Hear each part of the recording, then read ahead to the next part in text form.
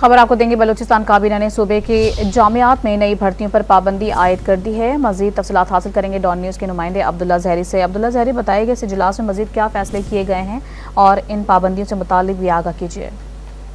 जी बिल्कुल, वज़ीर बलूचिस्तान की ज़ेर सदारत सूबाई काबीना का चौथा इजलास मुनक्किद हुआ। इजलास में बलूचिस्तान में सरकारी मिल्कियत व अराज़ी को ग्रीन कारपोरेट शराकती मंसूबे के तहत आबाद करने की मंजूरी दी गई, जबकि काबीना ने पब्लिक सेक्टर यूनिवर्सिटीज और एक जायजा और दूसरे सूबों से मुआवजा करने के लिए खुसूसी कमेटी भी कायम की है, जो बलूचिस्तान में जारी तालीमी सूरत की बेहतरी के लिए अहम इक़दाम है। इसके साथ साथ कमेटी में सूबाई वज़रा और सूबाई वज़ीर तरक्की व मनसूबाबंदी मीर ज़हूर बुलेदी, मीर शोएब नौशरवानी, बख्त मोहम्मद काकर समेत सेक्रेटरी एजुकेशन भी शामिल होंगे और सेक्रेटरी एजुकेशन इस कमेटी की सेक्रेटरी के फराइज़ सर अंजाम देंगे। इसके साथ साथ 7 रोज में कमेटी को सिफारिशात भी पेश करने की हिदायत की गई। सूबाई काबीना में जामियात में नई भर्तियों पर भी मुकम्मल पाबंदी आयद की गई है, जबकि जामियात के पास मौजूद जो तनख्वाहों के लिए जो पैसे मौजूद हैं, इसके हवाले से भी वज़ीर बलूचिस्तान ने इज़हार तशवीश का इज़हार किया और ये बताया गया कि कमेटी इस हवाले से भी इक़दाम करे। जी शुक्रिया अब्दुल्ला आपका।